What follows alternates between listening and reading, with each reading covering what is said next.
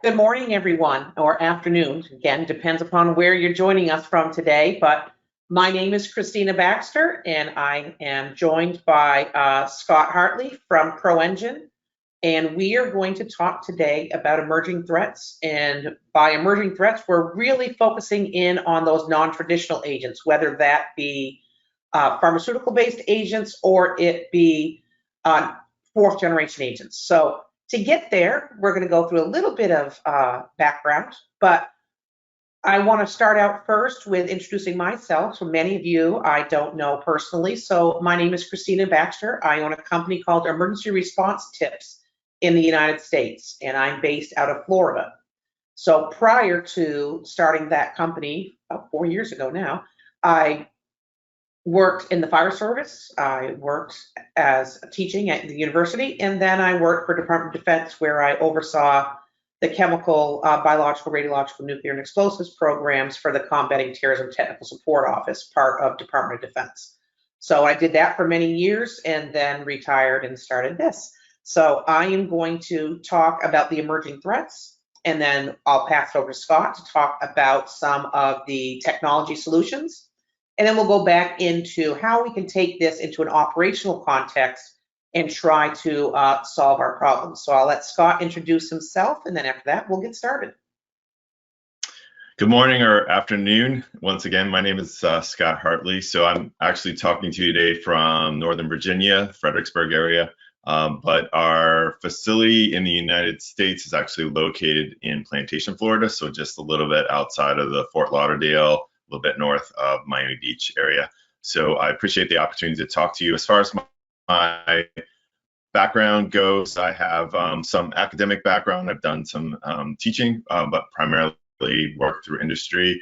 Started out kind of as an engineer and worked up my way up to program management. And then I like to say I went a little bit to the dark side and went into sales and marketing. And now I do general management for ProEngine. So I'm the CEO of ProEngine. So I run our facility here in the United States, and basically I handle problems for a living or questions. But I appreciate the opportunity to talk to you today about the fourth generation agents and pharmaceutical based agents. I think there's a lot of questions out there, and so hopefully we can help educate you a little bit and provide you with some solutions and some background that'll help you better serve and understand the threat. Okay, well, thank you, Scott. And we're going to start off and go to our presentation materials. And so I'm going to turn off my video now, because that will save us some bandwidth for those of you that are logging in from places without great bandwidth. So now, when we start this, we're going to go into a bunch of detail. So our friend Gautier recommended that everybody get themselves an extra espresso to get through this. But there's going to be a lot of information. But one of the things I want you to remember is at the very end of this webinar, number one, we will make the video of this available to you through the ProEngine's YouTube channel. But we also have an accompanying white paper. And that white paper goes into more detail on each of these steps and processes that we're going to talk about. So you'll also get that in a follow-up email from ProEngine. So as you're going through, if we're going a bit fast, I'm sorry, but it's for the webinar and trying to get it into people's time profiles. But just know that you will have access to the recording afterwards as well. So I'm going to start off with the emerging and evolving threat. So I want to just say bottom line up front, where do we see the full spectrum of threat today? And in this case, you can see on the top, I have them divided out by toxic industrial chemicals, chemical warfare agents, that's the traditional ones, the non-traditional agents, toxins, biological warfare, and genetically modified. And for those of you who know me, I love using color codes. So I always consider the red to be the highest threat. So toxic industrial chemicals and toxins today would be our utmost highest threat. Just a lot of that's ease of access and ease of use. Chemical warfare agents, in their traditional sense, we do see some chatter about different ones. And when I talk about sulfur mustard, it's just it's so easy to make. But I'll show you some other ones that we're dealing with. We're not seeing an elevated threat in terms of the traditional sense of WMD application. Where we do see the elevated threat is in targeted assassination with some of these materials. Think VX, okay? Same type of thing here with the pharmaceutical-based agents. We have a very high elevated threat right now for the pharmaceutical-based agents, mainly due to ease of access in the drug trade today. So that's where we start seeing a lot of different things where overlap of materials and availability. Not really seeing a huge level of elevation for Novichok's or those non-traditional fourth generation agents that are really been used as target assassination tools. But we'll talk about that in more detail and let you pull from there what you think. In the toxins, which we're not going to be talking about today, but we are seeing elevated threats from everything from ricin to abrin to botulinum to nicotine, saxitoxin, and tetrodotoxin. So each of these in their own right has an elevated level right now. Biological warfare, not really seeing the traditionals, you know, your anthrax, your tularemia, those types of things, your Ebola, not real elevated right today. And then in terms of genetically modified, the things that people worry about in the next gen bio types of work, we're really not seeing elevated threat here, but we're really focusing in on modifications to current viruses and bacteria that make them airborne versus droplet hazards. So that was just the bottom line up front on the threats. And now we're going to go into a little bit more specificity on the chemical side of things. So I wanted to start out with the history of the chemical warfare agents in looking at how did we come up with, and what do these names mean? A lot of people ask me, why do we call them FGAs or fourth generation agents? Well, it's really just because they're the fourth generation of what we've seen for agent development. So when we come back, those agents that we consider first generation are the choking and blood agents. So your things in the choking agents, chlorine, cyanogen chloride, you're going to see ammonia, things of that nature. Your blood agents, hydrogen cyanide, okay?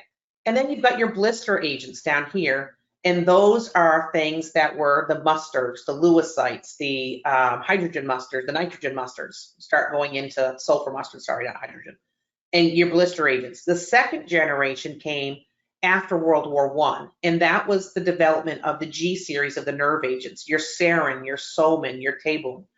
All of those are the second generation. And really the third generation, which is what most people never really heard about, that was taking those nerve agents that were the G series and then adding in the nerve agents that were the V series that were part of the second generation and making them into binary devices. So making them into two separate components that could be put into a warhead that wouldn't mix to make the final material until detonation. And what that allowed was longevity of material from a military context. Thankfully, we didn't all go down that route, and we ended up getting rid of most of those agents out there, thank God, because they really were very problematic. But beginning with the Cold War, we started to see more focus towards this fourth generation of agents. So they started in the 1980s, and it was really developing that next generation of nerve agents. And we call them the A series agents. So when we talk about the G series, they were developed in Germany. We talk about the V series, these ones were developed first in the UK. And the V can mean all kinds of different things. Some people have said it's for viscous agents, meaning it's really thick agent, it's a liquid. But it really, there's a lot of, not everybody agrees on what the V means. The A series was just the code names for some of these materials. So A232, 234. When you start thinking of those, they're the A series agents. Now you'll see that I have them divided out. I have anti-personnel and area denial. And these are just the reasons behind the different materials and why they were developing different things with different decisions.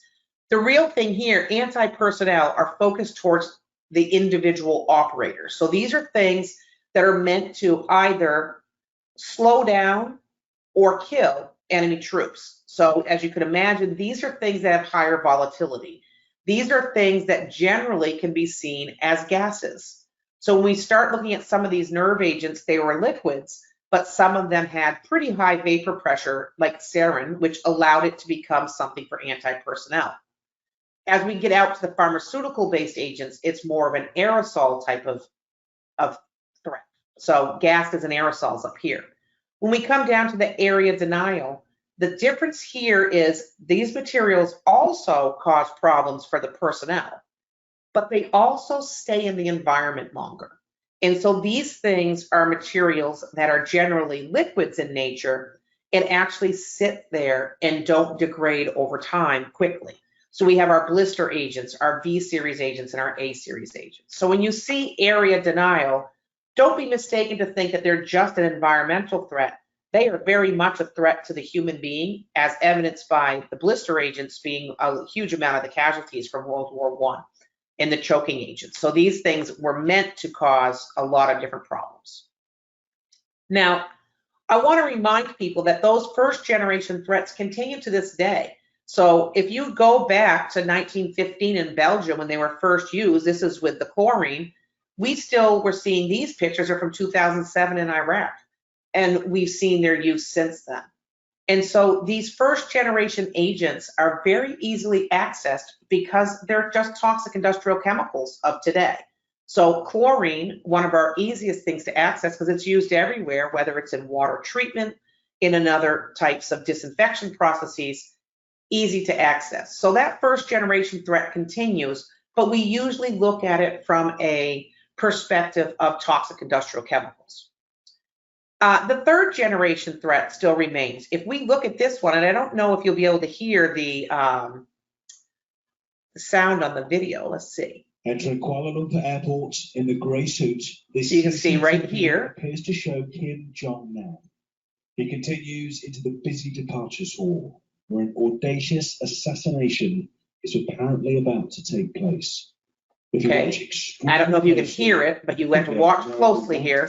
Seems to approach him from behind and grab it. And you see this from a different tussle right here. The person in white throws their arms over the victim's head and applies pressure before walking away. Moments later, he speaks to airport staff and animatedly points. So this is the person who has been exposed, and in this case, it was BX. You can start seeing his gait not being as straight. And the room throngs with medics. Slumped in a chair, this is thought to be the last picture of him alive. The effects of the supposed poisoning took hold. So was North Korea responsible for the killing?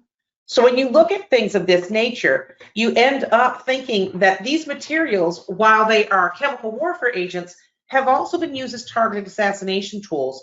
And for targeted assassination tools, we're usually looking at those things that fall under the area denial, because they generally tend to be more of a liquid where they're not going out farther, their volatility is not as high, so you're not getting as many people around them. Not to be said that you won't get some, but this was very much a targeted assassination using a material that is banned everywhere. So when we go into the fourth generation agent, so the talk about today, and so the forward stuff beforehand was just to let you know that we didn't just forget about all of those. They all exist, but they have different levels of threat to us. So let's start with the fourth generation here. And these were called Novichoks, or newcomers, as part of the Foliant program in Russia. And so Soviet Union. So 1970s to 1990s was when this program was thought to be active. And their goals were to develop materials that were not stopped by chemical protective clothing, were safer to handle, so they are binary in nature, and were undetectable using conventional analytical technologies. And if you look at this in the context of the gear that was available in the 1980s, then they were pretty successful. But what they're looking at was the gear that was used by the standard military personnel, not the gear that's used in a hazmat context or by the CBRN personnel. So when you think about gear that's just carbon impregnated, well, yes, that won't stop this type of material. But we have all other types of gear that our CBRN personnel wear. Safer to handle binary will give them that, but undetectable using conventional analytical technologies. What they were focusing in on were the ion mobility spectroscopy instruments of the day. And today, we know that we have other technologies that can easily detect these materials. And we're going to get into more of that as we go through today. But from a 1970 to 1980s perspective, yes, these were successful goals. But when you look at it from today, we can deal with any of these types of materials. And there are technologies available to us that will allow us to protect against and detect the materials. So now a little bit of chemistry, because I've got to just slide a little bit in here. When we look at these materials and we look at the A230, A232, and A234, we can see that they're very close relatives of serum. So when you start looking at the way that they are functioning, just remember they're very slight modifications to the molecule serum. So the first change was down here on the bottom, right where you had the phosphorus oxygen single bond. That became a phosphorus nitrogen single bond, and a little bit of more material here. So an amidine group changed the oxygen alkyl group. Now, following that, to go from A230 to 234, they really were changing the methyl group here to a methoxy or an ethoxy group, and everything else remained the same. So these materials are very close to the G series. Now, if you look at the A208 that you hear about some, that's a close relative to VX. So if I look at VX and I look at the minor changes, it's right here. You can see the change. Oops. And down at the bottom, you'll see a little bit on the tail here changed. So very close to things like the Russian VX. But the whole impetus behind this program was that the Russian VX was unstable in long-term storage. So they're making modifications to it to try to make its longevity in storage, and to not have relative humidity effects. So they wanted the toxicity, but they wanted to get rid of those other effects. So this is how that material was modified. So when you look at the 208, very close to VX. If you look at the 230 to 234, very close to serum. So that will tell us a lot about the ways that they react in the real world. Now, we say that there's not an elevated threat of a fourth generation attack imminent in any of our main partners right now. But the fact of the matter is, we have seen an escalation of use of these materials starting in 1995 and really since 2015. And what we're seeing in this escalation is not in a WMD context, but in a targeted assassination context. So if we go back to when we first started knowing about these materials, remember they started this work in the 70s, but probably the first openly published incident that occurred, the publication was in 1992, but it was when Andrei Zalesnikov got exposed during a lab accident in 1987. And 5 years later, they did an interview with him in a Russian newspaper. And then a year following, he died due to long-term effects of that exposure. Reality here is that when Andrei Zalesnikov was working in the laboratory, there was a back pressure on the hood, and he ended up getting an exposure. He knew right away that he was exposed. His partners in the laboratory provided him with atropine and other things immediately. And then he still ended up going into a coma and being hospitalized for quite some time. The long-term health effects, I like to compare them to something like artificially induced or chemically induced MS type of, so multiple sclerosis. So very much a central nervous system, long-term damage. And that was an accident, but that was the first time in open publication that there was information about this threat material. Fast forward to 1995, and there was the assassination of Ivan Kavalidi and the subsequent death of his secretary, Zara Ismailova, in 1995. And what happened here was that Ivan Kavalidi was part of a business group in Moscow. And this business group had got together, I think it was about 200 different businesses that were starting an organization. Ivan Kavalidi was one of the leaders of this group, and he was one of many of those leaders who were assassinated from a variety of different methods within that last year. And in this case, the final decision was that the material, which was determined to be a Novichok, was actually put inside the old telephone. So remember back to the old days when we had a telephone that was on the counter of on our desktop, and he had pulled up the handset and put it against his ear, and the material that was had been put inside that phone in one of the screw heads right there where it hit his ear.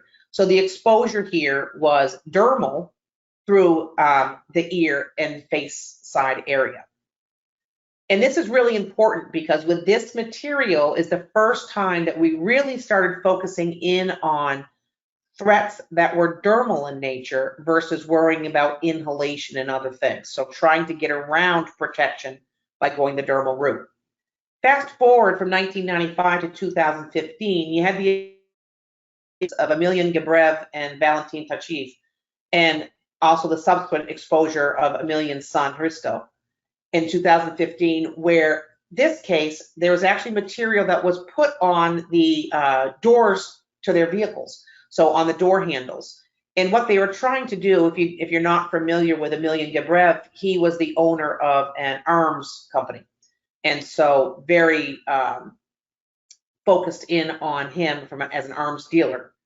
But in this case, they all lived, and you start seeing down further in these 2015 to 2020, we're having a lot of people that have lived through the exposure. And prior to this, we didn't know what the long-term effects were, but I can say the long-term effects appear to be very much artificial aging and artificial central nervous system damage long-term. So when you start going from there to the next assassination attempt, which was in 2018 in the UK, and this is when it really became global news, because this material was first talked about in the open domain. So when the Prime Minister of the United Kingdom came forward on national news that went international and said, we believe Sergei and Yulia Skripal were targeted using a material called Novichok. And that was the first time that we started to talk about these materials in an open source type of way. So prior to that, all of the information in our countries was classified on this topic because we didn't want to proliferate information that could cause people to start doing negligent things. So in this case, there was an attempted assassination of Sergei and Yulia Skripal by putting material on the door handle to their house. So you'll see, again, we have it on a phone to the ear, we have it on door handles to a car, and now we have on the door handle to their home. Unfortunately, in this case, there also was the inappropriate disposal of the threat material where it was put into a bin that was not trash, but was actually for the homeless people, and ended up getting into the hands of Charlie Rowley and Don Sturgis, and they were exposed just by pure negligence. They weren't targets, they weren't anything in here. It was just an accidental way, but Don Sturgis ended up dying, and Charlie Rowley has had serious medical effects over the years. Sergei and Yulia Skripal lived through this experience, but they've now changed countries of where they're living and are living under assumed names, thankfully, so that they will not hopefully be targeted again. Reality is here, we had dermal exposures to the hands. Thankfully, they both washed their hands soon after and minimized their total exposure and increased their likelihood of survival. Don Sturgis and Charlie Rowley, on the other hand, Charlie had gotten it on his hand and gone to wash his hand, not knowing that Dawn, seeing that it was in a perfume bottle, was going to spray herself with that perfume. So she had an inhalation exposure and subsequently died. Fast forward now to this last year, and we had the attempted assassination of Alexei Navalny. And of course, this is not the first assassination attempt on Alexei's life, but this is the first one where we have confirmation that it was a Novichok agent involved. And in this case, they put the material in his underwear in the hotel. So when he had gone on his flight, his luggage was mysteriously lost, and then he had to buy a couple of things, and in the end, the material ended up being put as they came into his hotel room. The one thing I want to bring to your attention here is it is not confirmed that the Gebrev and the Kavalidi ones were Novichoks because we don't have the data from those. We only have the analysis that says it was likely one, whereas we have confirmation both on the Skripals and on Navalny that theirs were confirmed Novichoks based upon international testing. Now, I wanted to just show you this little video clip because you can see the person coming into the parking garage waiting for somebody to go out, comes in, and you'll see as it switches between different cameras that this person is going to the vehicles that are known to be the targets and putting material onto the door handles. So wearing gloves and having a material and wandering about looking for their exact cars, and then going into those couple of cars and getting the material on either the driver's door or the passenger's door, depending upon which target dealing with. So in one case, went to the passenger's door when he was trying to get not the driver of, but you can see him coming to the passenger door here, but trying to get to the person that was riding with. And so all of these cases were intentional dermal exposures, and that's where things have really changed for us. So in this case, if we look at the time to onset of symptoms, we have to take into account that we have materials that were different ways of having the exposure. So first, we have our inhalation with Zleznikov in the laboratory, where circles appeared before his eyes, minutes for immediate results. Okay. In terms of Kevalidi and the Gabrevs and all of these, we don't have a lot of information, but we know that within 6 hours of touching that door handle, he was in a coma. Within 3 hours on touching his door handle, he was having severely constricted pupils, high perspiration, all of those things, 3 hours. So we start looking at these numbers.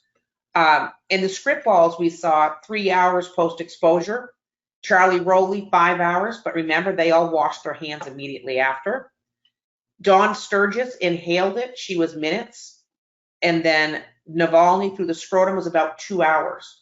So when we start looking at this, we know that from an exposure context, inhalation is going to be immediate to minutes response, whereas dermal is going to take hours. And we know that because our skin is a fantastic barrier material.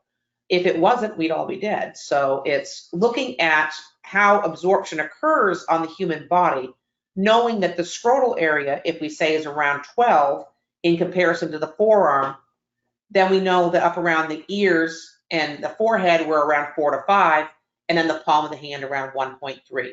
And so that takes into account the 2 hours, the 3 hours, the 4 hour type of things of how long it takes before you start to exhibit symptomology. Remembering that, like all nerve agents, the symptomology is going to be salivation, lacrimation, urination, defecation, gastrointestinal upset, and emesis, vomiting. So it's really about making sure we see that sludge, and you also see it sludge M, where we're talking about meiosis or that pinpoint pupil. Now, we also need to talk about the pharmaceutical-based agents. And a lot of people mistake these as a new set of agents, but really they're a subset of incapacitating agents. They're really meant to be things that are cause incapacitation, but could cause permanent injury or death.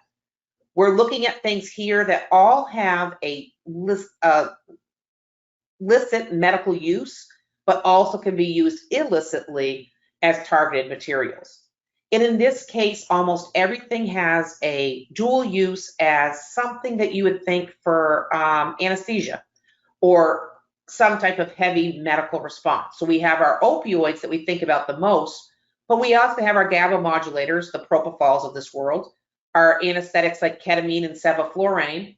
We have our agonists like xylazine, our benzos coming back, diazepam, lorazepam, and then our phenobarbitals or belladonna alkaloids, the atropines, the scopolamines of this world. All of these things have perfectly legitimate medical uses, but in the wrong hands can be problematic.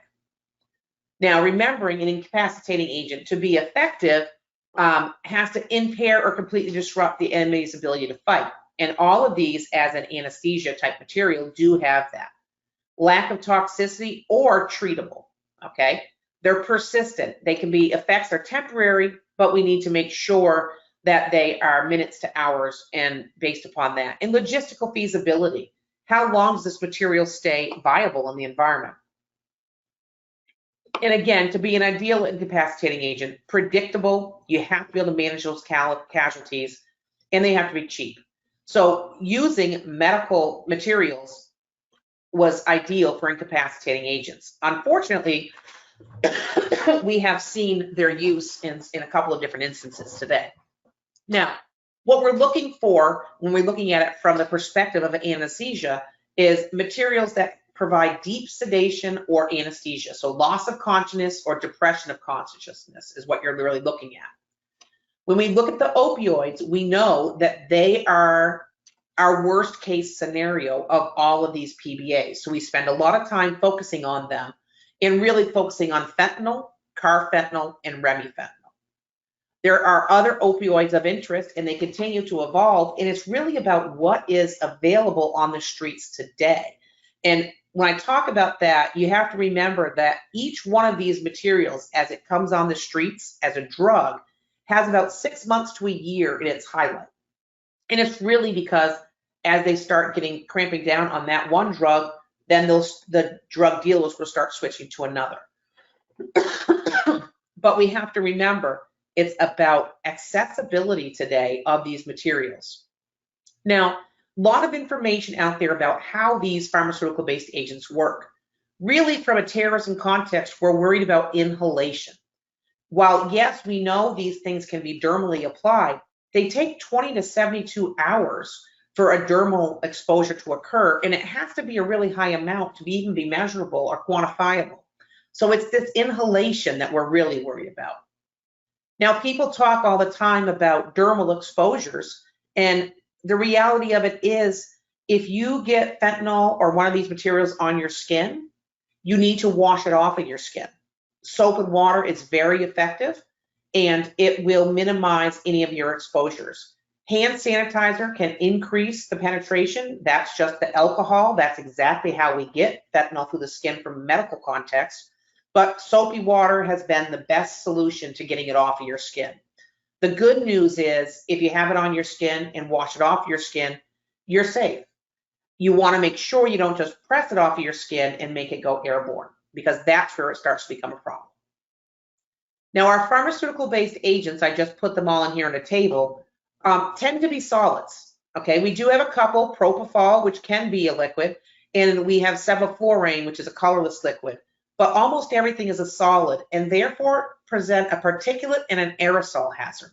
So this is where we started to see that we went from having gas phase hazards to liquid hazards, and now we're dealing with particulate and aerosols. So from a modern day perspective, in 2002, I think everybody's familiar with the Moscow theater siege, in which they piped in carfentanil and remifentanil into the theater to try to put everybody to sleep and then be able to determine who were terrorists and who were hostages. In the end, that ended up killing 33 terrorists and 129 hostages, mainly due to positional asphyxiation, meaning the people, if they had been laid out properly with a good airway, probably could have lived. But unfortunately, the dose rate that you would put through any type of ventilation system is just not predictable. And having a range of ages, healths, and sexes, it's really hard to dose something through a ventilation system. So unfortunately, they tried to do something that would have been an incapacitating agent, but ended up killing a lot of people. Now, we worry about this as a threat, mainly because we have things like this. So I'm going to show you a couple of slides that just kind of put it into context of what we're dealing with. So police in Toronto, Canada, ended up having a 42-kilogram bust of carfentanil. And that was not a planned bust. That was something that came about because of an alarm going off or something completely different. But they ended up confiscating 42 kilograms of carfentanil. A year later, there was an ISIS-inspired mass shooting in Toronto. As you start to pull those two things together and realize that those were brothers. So one brother, we have carfentanil, 42 kilograms. Other brother, same address, mass shooting, ISIS-inspired. What could have happened if those two things were merged together? And that's where we have to keep an eye, because these types of things have been problematic for years, and we keep seeing more and more of it. We also have to keep an eye out for new materials as they become available. So in June of this year, the FBI put out a warning about xylazine. Not that it's anything specific as a threat, but just remembering that we're seeing more and more xylazine out there in the drug context, and that it is one of the materials that we consider a pharmaceutical-based agent.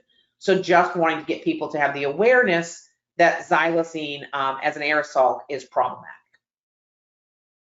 So when we start looking at this, I brought it up again here, unique detection and PPE concerns exist because they're solids and aerosols, and most of our gear was never designed for that purpose. So there's thousands of potential compounds because minor modifications bring us to the next thing, okay? And it may not be immediately recognizable as a terrorist attack.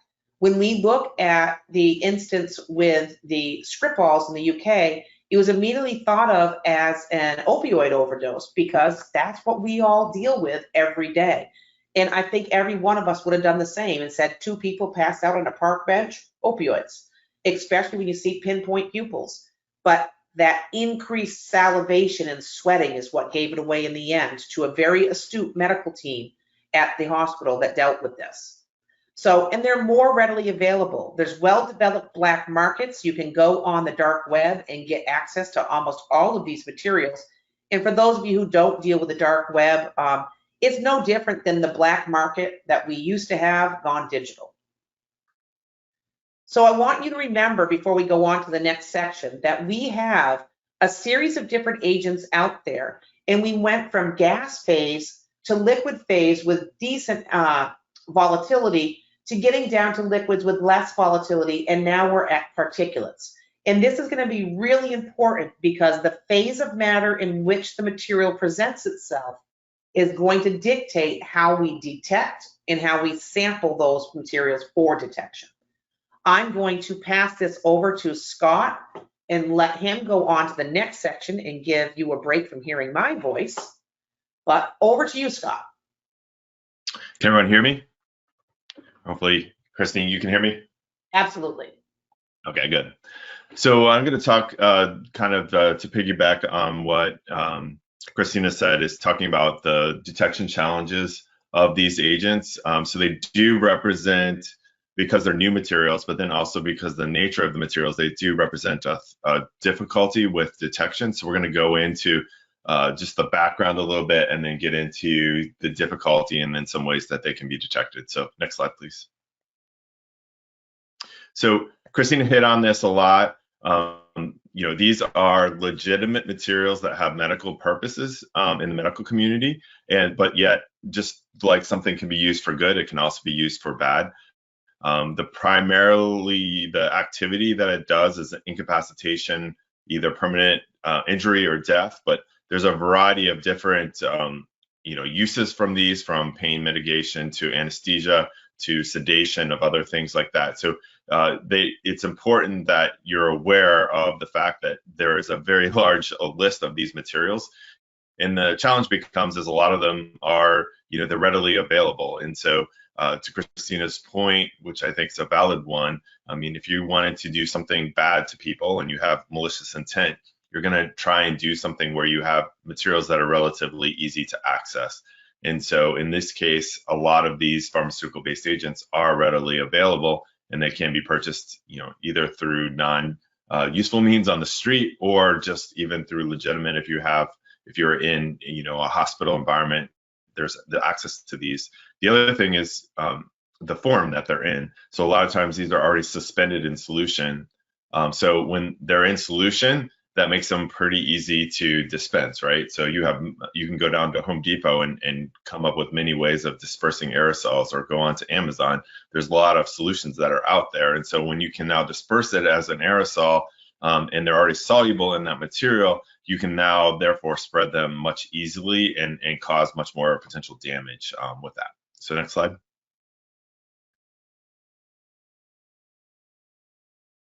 So I wanted to talk in or zero in a little bit on the opioids. So when we say opioids, it's a large number of materials for there. So starting on the left-hand side of the chart, we have the naturally occurring opioids. So your codeine, your morphine, so it's made from extracts of the opium plant. But there's also semi-synthetic, which are those that are shown at the asterisk on the left-hand side. So these are combinations of natural materials and chemistry, non-natural chemistry to be able to do that.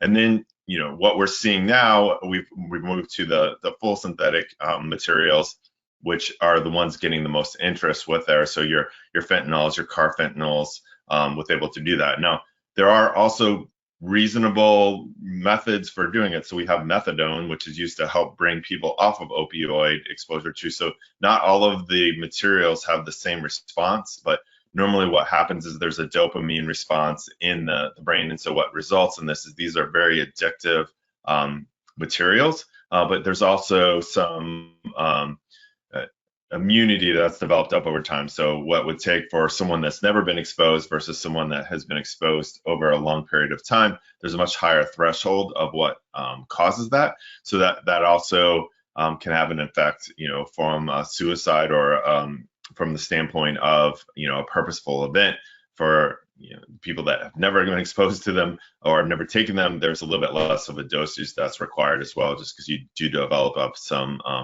threshold with those. Next slide, please. So this chart kind of gives you an example of the amount of materials and the difference between these. So we started with the naturally occurring materials, so the morphines of there. So some of these different variants that are existing, one of the challenges that you get with them is they've been engineered or designed such that less material can have the same effect. So why is that important? For illicit street drug usage, if you can use less material and get the same effect, that's better for you, right? So you have to bring in less materials in order to get the same thing, or a certain amount of materials will use, and you can use it for more things. So that's the value for that.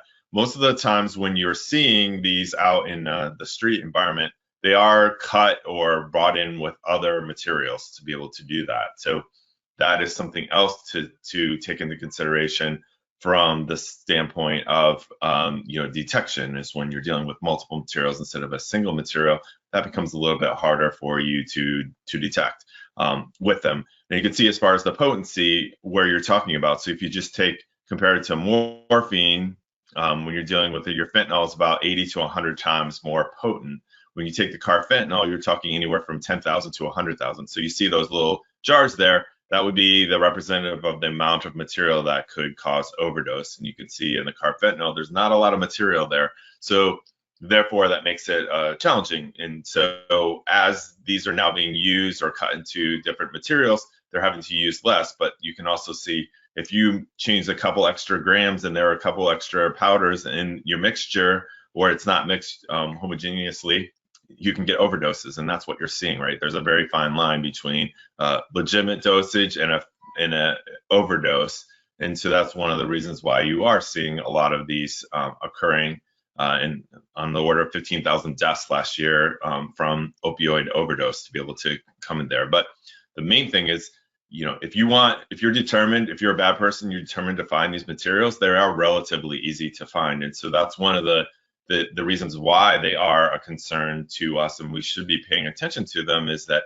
the availability of these materials becomes, they're there. So it just takes someone with a little bit of dispensal knowledge or some chemistry knowledge to make something and take something that exists and make it into something that could be used as a weapon of mass destruction, or target a large area would be able to do that. Next slide, please.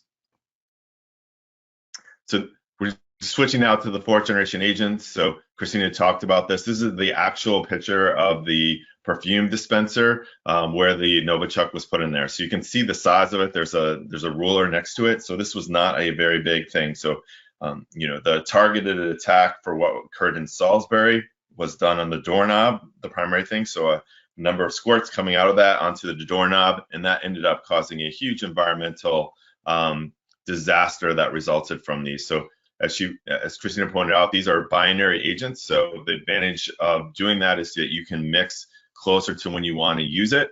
And so therefore, some of these precursor materials, if you do not have access relatively, you have to understand what the precursor materials are as well. It also makes them a little bit easier to smuggle into the environment. These are very stable and very persistent. So most of your fourth generation agents, or any of pretty much all of these materials that these organophosphate materials, they're just modified versions of insecticides and pesticides. So they are engineered to just work better on humans, than they are on things. But the reason why these are very persistent is that they're designed to, and the insecticides and pesticides that they're designed from are designed to stay on a plant for a long period of time, right? So you just don't want to spray and treat a plant for an insecticide and then the first rain that comes around, they aren't there anymore, or if it's sitting in the sun all day, it off gases. So these tend to be designed to be very persistent. So they're oily, they have extremely low vapor pressures. In the case of the 4th generation agents, as Christina pointed out, they're extremely low vapor pressure. So what that means is they aren't going to be aerosolized very easily, but they're going to be there and they're going to be persistent and they're going to be there for long periods of time. So that's what you saw with the Salisbury attack. It was on the doorknob, but people that went to investigate touched the doorknob, then touched things inside the building. And so they had the Novichok spread all over there. The other thing is that and we're going to talk about this a little bit more, is there's just little material that's needed in order to cause problems. And so that is the challenge with some of these materials, is that they're designed to be extremely potent, and then that creates issues as far as detection. Next slide.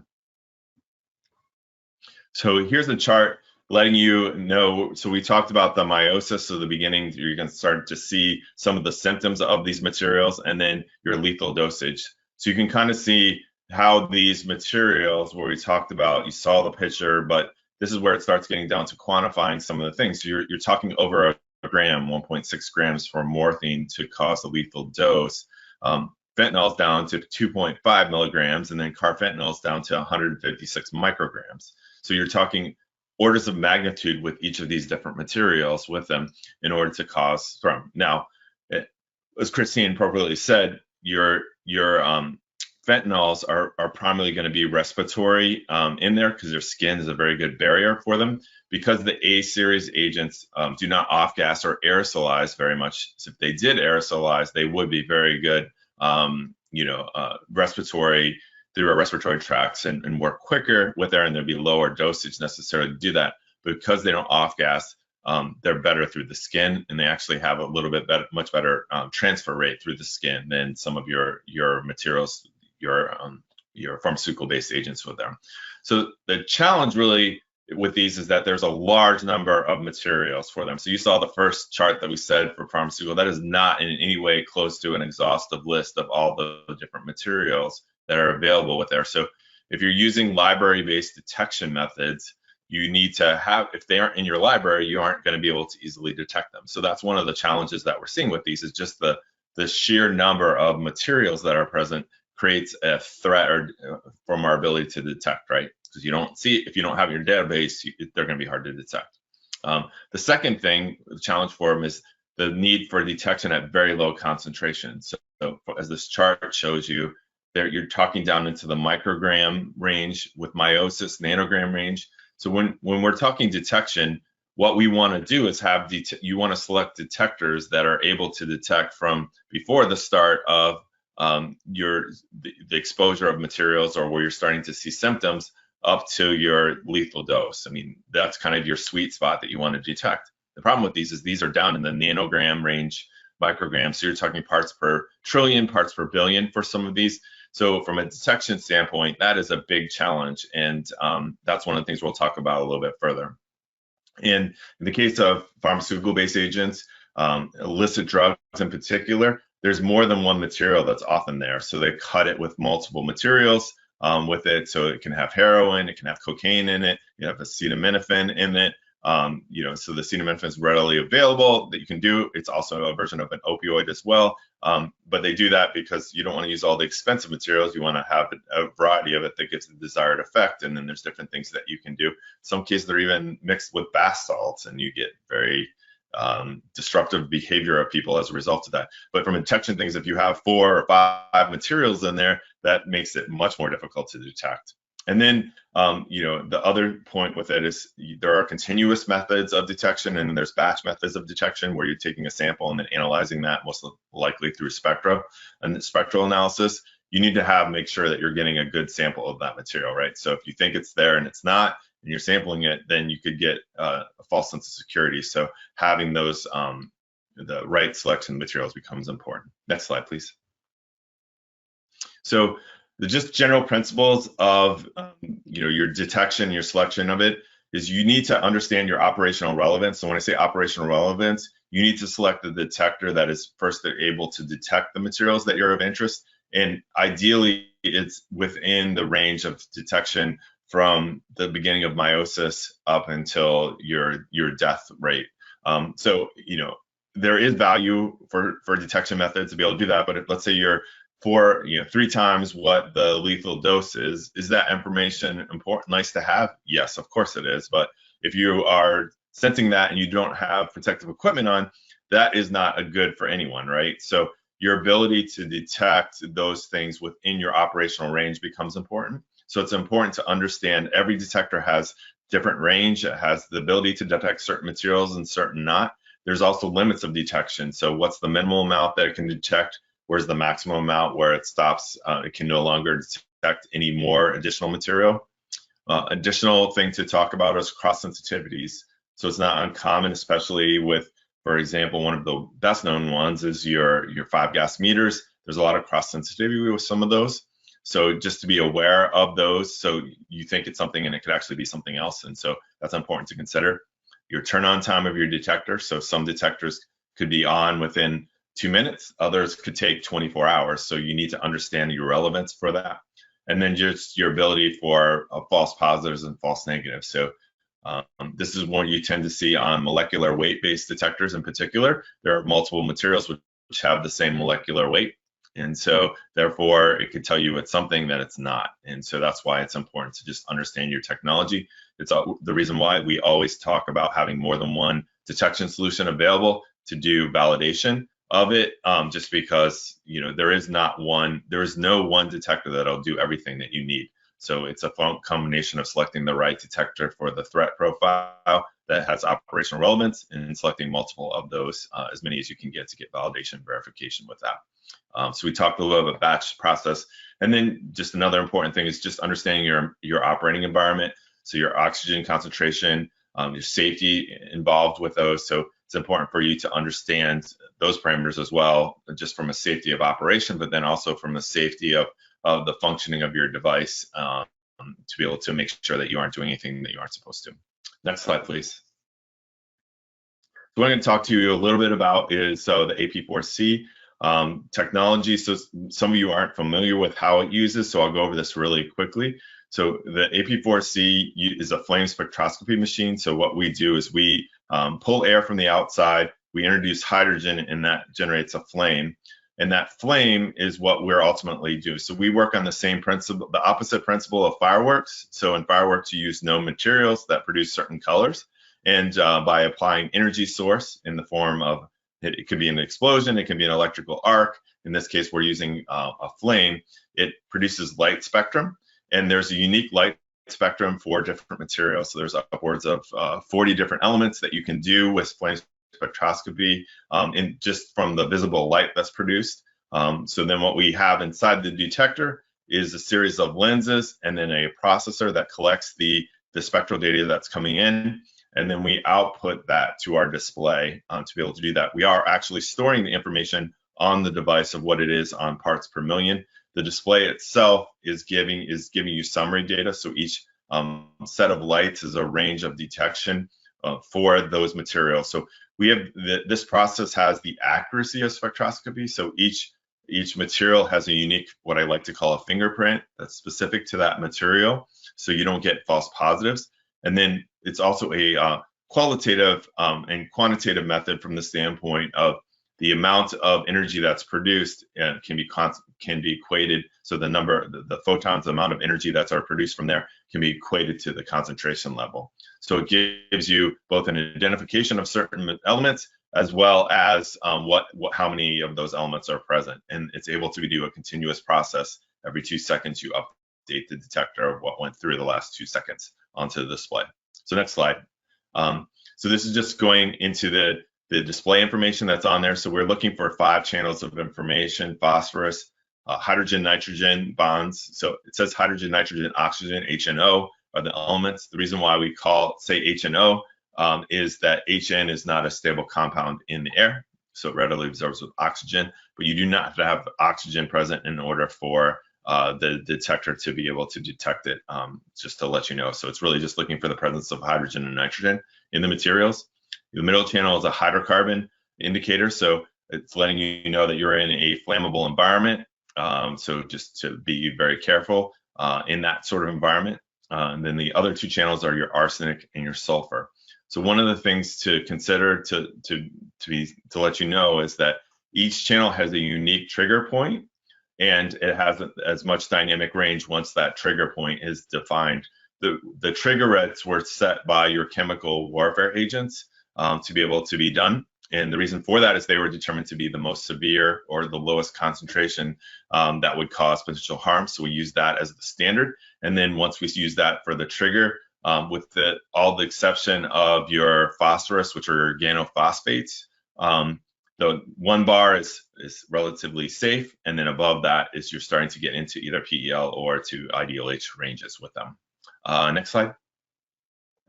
Just to give you an indication of some of the classes of materials that we're dealing with. So your organophosphate materials, so they have to have phosphorus in order for them to be organophosphates. So we're looking for the phosphorus material that isn't present in all of those materials. We have that channel set for the most sensitivity it can be set for. So that triggers at 2 parts per billion, which is extremely low concentration level to be able to detect that. My understanding is that no one in the industry can get down that low. So that's important for dealing with your 4th generation agents and just your VX and your other materials where it's very low concentrations. Even with those, if you're talking about meiosis levels and the threat profile, VX can actually be parts per trillion that we're talking about. So if you're even getting 1 bar on that, it could still be a threatful environment. So just obviously be careful with that. Your HNO bonds, hydrogen nitrogen bonds, are in a lot of industrial chemicals. Also, most of your opioids have hydrogen and nitrogen in them, so they will trigger on that channel as well, and so they have applicability for what we're dealing with here. Your arsenic or arsenide is present. That's the channel. If it triggers at all, I get the most concerned with it. Obviously, you want to have protective equipment on to be able to do that, because these materials aren't necessarily readily available. So it's usually indicating that something else is there that's nasty. And then your sulfur channel, so your mustard gas is there. Your nitrogen mustard is on your HNO channel to be able to do that, hydrogen sulfide, and a number of other types of materials. So just to give you an idea of what that is, because we're going to be talking a little bit on its applicability for some of these FGAs and PBAs in the next slide. Next slide, please.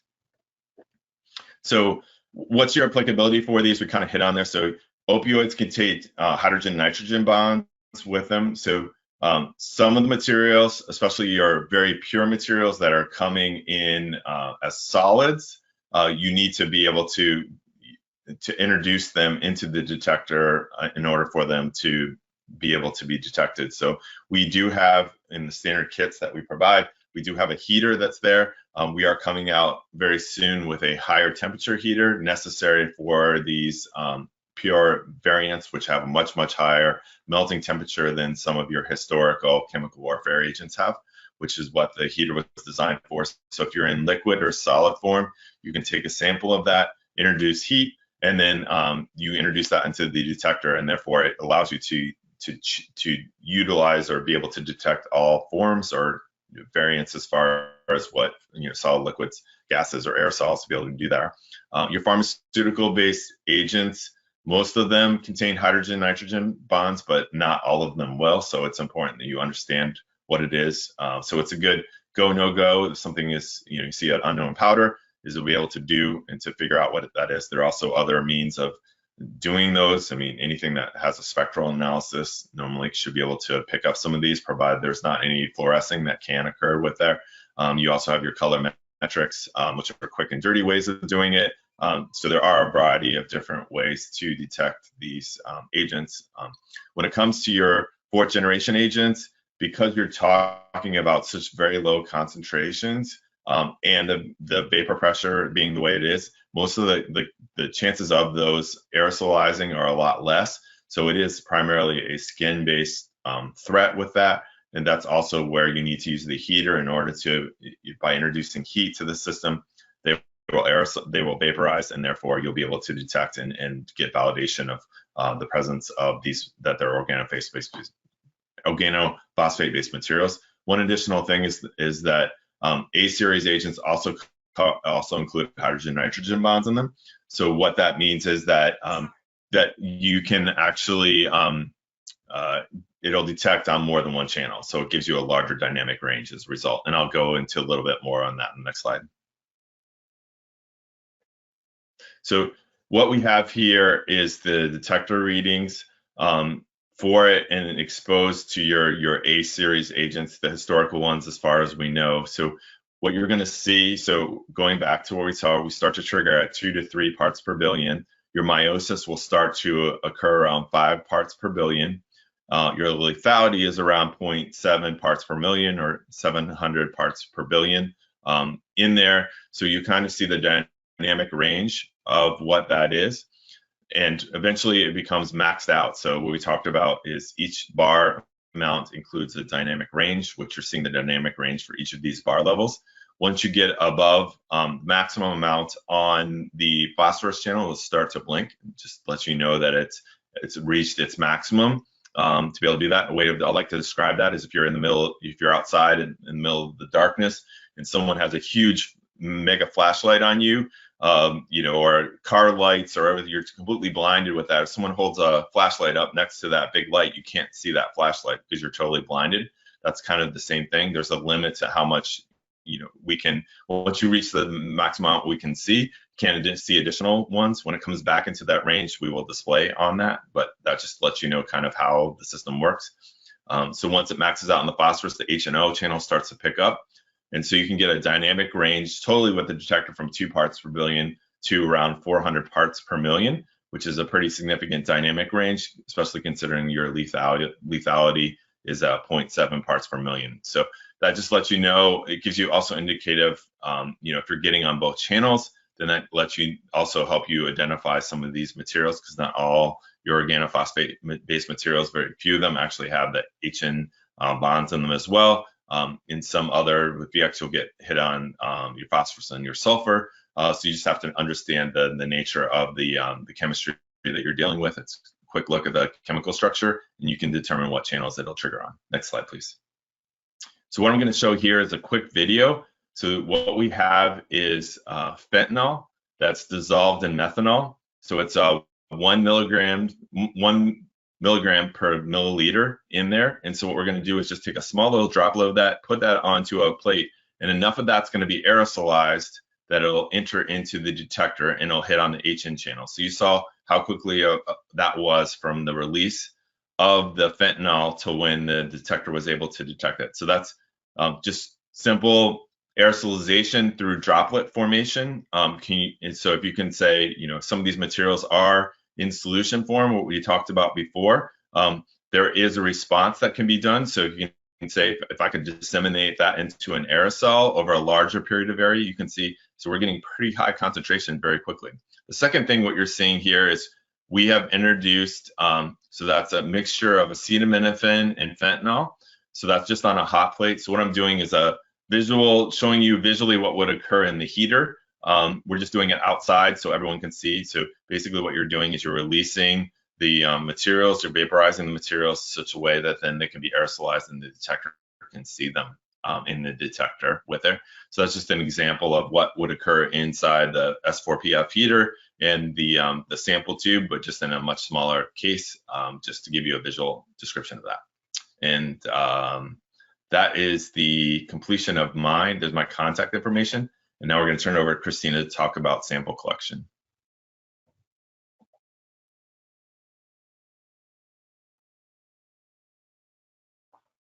Sorry, I was talking to you and not having my slides up and not having my voice unmuted. But I'm going to talk to you about that last section now. And we have to cover a couple of things first to make sure that we're all on the same page. And I see there are some questions coming in, and we're going to address those once I finish this section. First off, we have to know the state of matter of which the material is that we're going to measure. So is it a solid? Is it a liquid? Is it a gas? We also have to think about, for those solids and liquids, have they been made into an aerosol, which gives them characteristics more similar to a gas? So just understanding what we have for different materials is really important. Vapor pressure is another thing that we've talked about quite often.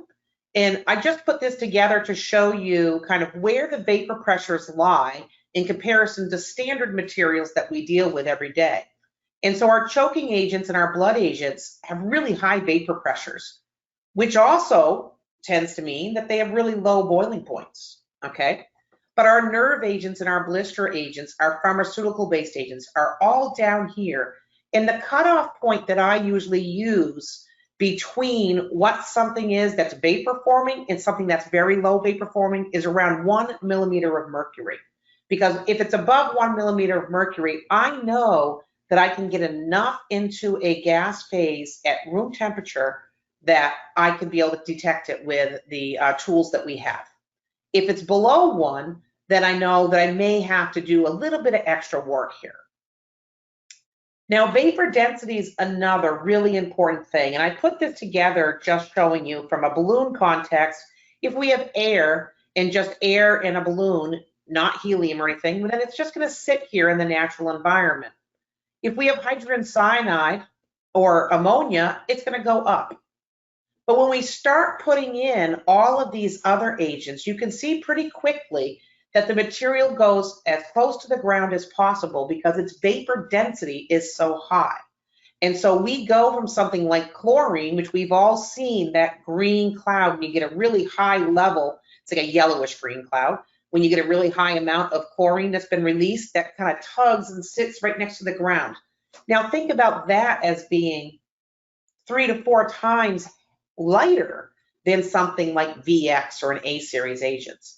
So when we talk about, I always kind of jokingly say, your chance of getting a VX or an A-series gas phase exposure are extremely low unless you crawl into the hood with it, because their vapor density is so low that you've got to be right down next to it. But this also tells us a lot about how we have to use our sampling and where do we take our measurement. Because what's going to happen, let's say I have VX and it's sitting on a surface and I put my detector right above it on the surface. My chances of getting a VX measurement above it are very negligible. However, if VX was off-gassing at all, I might get it right next to it versus right above it. So it's really about following it along the surface that it's on versus seeing if it's going to rise above the surface. Now, sarin, on the other hand, if I held the detector right above the sarin, I probably would get it. But as I start coming down towards Soman and VX, I've got to be right beside it. And this is really important if something's in a container in its gas phase and you measure outside of that container, you may never see it, because remember, it's got to fill that entire container with vapor before it comes out of the container and then rolls down the sides of the container. So very important how you hold your detector and where you try to take a measurement. We talk about things being persistent or not persistent. And the couple of things that I want to remind you of, things that are highly volatile are less persistent versus things that have low volatility, more persistent. So when we start talking about materials being anti-personnel, they tend to be the higher volatility, whereas area denial are the low volatility. They're the materials that are sticking around for much longer. So when we start putting this all into a process that we're going to follow to figure out what agents we have, and when we send you out the white paper, it'll walk you through each of these steps. But the first step we have to say is, if an event occurred, are victims exhibiting symptoms? And if so, what are those symptoms? And we know from things like choking agents, you get the coughing and choking and nausea. Blood agents, you start seeing the blue tinges to their lips and fingertips and other areas. It's more of an asphyxiation type of thing. Blister agents, that feeling of burning, but you might not see any type of burn yet, but they may have extreme pain on their skin or other mucous membranes. The nerve agents, when you start seeing that pinpoint pupils, remember that we may not see seizures until really high doses, and in some cases, we may not see seizures at all until far delayed. And then we get up to things like the pharmaceutical-based agents, where we start seeing depressed consciousness, depressed respiration, impaired cardiovascular function. So each of these things, we're using symptomology to help us as one piece of the puzzle, but we're going to continue to monitor. Then we can start looking around and say, are there precursor materials evident? This is part of the Emergency Response Decision Support System lab identifier tool, which we can type in which things we're seeing, and it can start telling us what type of material is there. Again, things like the ERDSS or Chemical Companion, free software, but it's something that we use as one more piece of the puzzle. It's not the definitive thing, so we continue to monitor. When we're monitoring, we need to measure for flammability. Remember that those gas phase threats are our highest chance at flammability levels being high. But we have to also remember that a lot of these things that we said could be aerosols. If they're an organic aerosol, they also take on the gas phase type of physical attributes. And we have to remember that at high levels of organic aerosols, we can also reach a flammability limit. So consider ventilating this space. If it's over, most people start saying it's over 1% of the lower flammability limit, then we start to ventilate. 10% is where we say absolutely no go at all. So remembering ventilation may be really important to get into that space. Again, oxygen concentration. Oxygen displacement is most likely with a gas phase threat, but reality is you can also see it with your aerosols. Now, where we talked about, and what Scott was talking about a little bit here, was let's go step 5, measuring using our AP4C. And first, we want to use it in vapor phase. And one of the things we want to remember is that oftentimes in vapor phase for the A series agents, we may not have enough vapor to see the nitrogen show up. And it just is going to depend upon the temperature of the environment you're in. If you're in standard room temperature or below, you're likely not going to see the nitrogen. If you start to, or you only see the very low levels of it. As you start to increase the temperature, the nitrogen will start to be there. And it's all about the vapor phase of the material. So when we look at the vapor pressure of the A series agents, and it's estimated, we think that we might be able to see around 0.1 part per million in the vapor phase. The nitrogen channel is probably going to require around 3 parts per million to be able to measure it. So it's below the level of detection of the nitrogen channel, but we would have already maxed out our phosphorus channel. So when I start looking at that, I know that my different materials I'm going to see on phosphorus, there's going to be all of my nerve type materials. My HN bonds, I'm going to have choking agents, blood agents, blister, and the PBAs. Arsenic, I'm going to see my blood and blister. And sulfur, I'm going to see my blister again. So you can see where I start seeing something on multiple channels, it helps me pull them all apart. Same type of thing with the next step. The next step is I take, if it's a liquid and solid or solid, and use your SV4E or your S4PE or your S4PF if you have the higher temperature one, and capture a sample on the sampler and then insert it into the thermal desorption interface and then see what do I get. Because at this point for nerve agents, I would see all of my nitrogens showing up, but I would also, as Scott had showed you, see my phosphorus channel maxing out and starting to flash. The nice thing about using a system like the AP4C, which is based on spectroscopy, is it allows us to future-proof the system. So as new threats, especially in the PBA arena, because they change so often, as new threats come along, we know that we can still detect them because they have those same elements of interest, the phosphorus, the nitrogen, the arsenic, or the sulfur. Now, the 6th step is to actually start taking that information apart and saying, where did I see it? Was it in the gas phase, liquid phase, solid phase? And did I see it by using the gas interface or the liquid solid interface, and start, or both, and then start looking at that and pulling things apart. And you end up with something like this, where we've gone through our symptoms, our precursors, and we've measured our LEL and oxygen. Then we come out and measure with our AP4C, and we can start dividing things out based upon whether they're a gas, They're a liquid that we were able to measure without any extra help.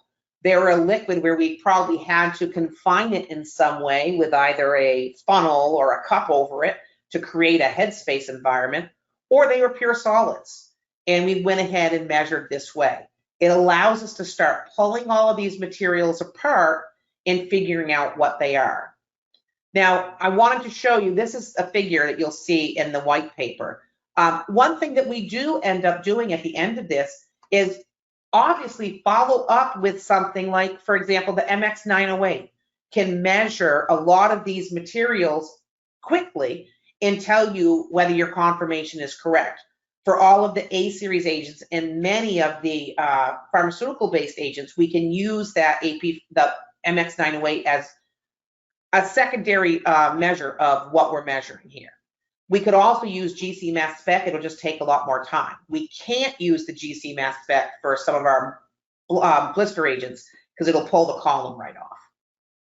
Now, this table is table 8 in the paper. And what I've done on this table is gone through and given you the chemical name, its class, the chemical formula to try to figure out if it's detectable by the AP4C or not, what phase you're likely detected in, the vapor pressure at room temperature, and the vapor density at room temperature. So are you going to be able to get enough vapor phase to test it?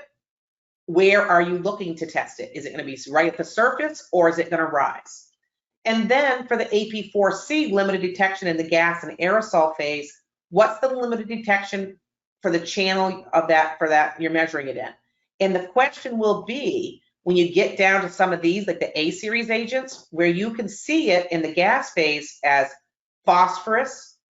For H08, you see phosphorus, sulfur, and nitrogen. But the reality is, in gas phase, because the nitrogen channel is only going to be limited detection of 3.2 parts per million, I'm likely only going to get about 0.1 parts per million in that headspace, so I won't see it. But I will see it on the phosphorus and sulfur. Just like when I come down to these others, I'll see it on the phosphorus channel. Until I go to the liquid mode, I wouldn't see it on the nitrogen channel, unless, of course, you're at an elevated temperature. Remember, as you deal with all these types of events, it's first most important to size up the event scene. Do not assume that you're going to have some type of warning about the event. Secure the area. Make sure that you have secured the areas inside room of origin, those types of things, blocking off, keep expanding out. Ventilate the confined space if possible. There's going to be points in time where you cannot ventilate the space if you think it's a high hazard threat like this. Monitor the air for any other toxic gases and flammable atmospheres. Decontaminate those who have been exposed, remembering that with the pharmaceutical-based agents, soap and water is your best friend. With the A-series agents, if you have people that have been exposed, start off using, try to absorb up with a high absorbency material like Fibertect or a cotton. Try to absorb up any excess material. Apply your RSDL to those areas, reactive skin decon lotion, if you're not familiar with that. That will break down and degrade the A-series agent, and then go ahead and wash with soap and water. Okay, initiate rescue and recovery. Develop a plan for any of those contaminated remains with the medical examiner prior to moving the body, knowing that we have to decontaminate these materials off of a body prior to its transport. Remembering that if either of these types of situations, whether it be a pharmaceutical-based agent or a A-series agent, this is 100% a crime scene. In the United States, your first phone call should have been to the FBI WMD coordinator for the area. But you need to secure the products, overpack the mixtures just to make sure everything is as confined as possible, but it needs to be protected. And then consider all of your additional risks. With that, I want to say thank you, and I hope that you enjoyed what we talked about today. Remember that everybody will receive a follow-up email from ProEngine that has the ProEngine Academy application note that covers all of the topics we discussed today, and then a link to the webinar on the ProEngine YouTube channel. I am going to bring Scott back on as well. And then I will pull up a couple of the questions that we're dealing with. So let me pull up these questions. So the first question we had from Gerald was, do we receive the slides? We will not be providing the slides per se, but we will give you a link to the presentation materials, and we'll give you a white paper that we can go with. Okay. So have there been measurements of A agents with the AP4C plus the S4PE? Is there a relation in channel sensitivity, like with VX, full P, and 1 to 2 bars S? Hopefully you saw that in okay, then his next one is the thanks, the slide answered that. Good on you, Gerald. Yes, it has been measured. We're hoping to measure it again in a different environment where we can video it so we can share that out with everybody as well. But as you can imagine, it's not necessarily easy for us to bring video cameras and things into an A-series test environment and then get them back out again. So it all comes down to a little bit of that. And I think, unless anybody else, does anybody else have any more questions? If you aren't familiar with it, there is a question area on the right-hand side where you sit into the questions. So if not, and let me go through, and we have, I'm going to unmute everybody and see if, so everybody, just fair warning, I'm unmuting everybody. So if you have questions, just go ahead and reach out. Let's see if I can unmute everybody. Self-muted. Unmute. This will take a few minutes, so sorry. But if anybody else has questions as we go along, please feel free to jump in. And Scott, if you have anything else that you want to add. I'd say if you have questions that you don't feel responding in this sort of environment, you can also email us, and some of our email addresses are both included in there. Yeah, and you'll get a lot of information in the white paper that comes out. Let me, instead of trying to do that, let me actually bring up my screen again, and that way you'll have our emails as well. So let's see.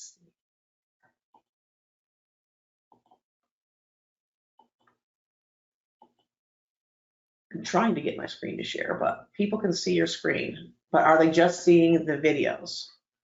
Or is the... You can see it now. Great. It's both. Yeah. Okay. So now here's the thing. I want to make sure that you can see our email addresses and ways to get a hold of us. You will also receive emails directly from the ProEngine team in France, and they will forward you information as well from this webinar. So if you have questions, please, as always, feel free to reach out to Scott and myself. We're always available to answer your questions. I know a lot of you are in very different time zones, but we can make accommodations as necessary to answer your questions anytime. So with that, I'm going to say thank you for joining us. And I hope we didn't speak too fast. And I hope, like Gautier said, that everybody had an extra espresso to keep up with us. And so, Scott, do you have any last? The only other thing I will say is, so the chemical companion software is a really good tool to have. It's not specific to us by any means, but it gives you a really good, it has multiple, multiple detection technologies there. So if you're going to a call on a hazmat and it's a great thing. You can just pull up, I have a chlorine leak, or if I have phosgene exposure or potential chemical warfare, you can be prepped in there and actually list what detectors are able to detect that specific threat profile that you're dealing with, as well as, so it gives you a great, overview on what you can see. And then even if you want to bring out the AP4C, for example, you can actually click on the AP4C and actually click on the bars and see where you are relative to like PEL and IDLH on there. So it gives you a huge amount of information that you can be prepping before you get to the scene, so you know what detectors to bring, and then what information can you use to set up a hot zone, your cold zone, all that sort of thing. So it's a great tool for that standpoint. It's not specific to us, but it's just a huge asset of information that you don't have to memorize everything. You just have to be able to click on an app and get that information. So I highly recommend. It's free for anyone to download. I can't speak highly enough to that. And I know that people that are using it find it to be a really good resource. And I can't say that it's free for anyone to download. It's free for US partners to download. So sometimes we have to be really careful. There's a lot of information in there. Please, if you do register at chemicalcompanion.org, register using your government email address. Because if you register with like a Gmail or something like that, you're not going to get access to it. The other thing to know is that there's a new release of that software coming out in the next month or so. And in that, there's a whole bunch more chemicals for the AP4C and what it can measure and what those levels are. So as we get the calibration stuff in, we do a new release. So with that, I'm going to say thank you to everybody and have a good day. Stay safe out there and keep up the good fight. Thank you. Thank you.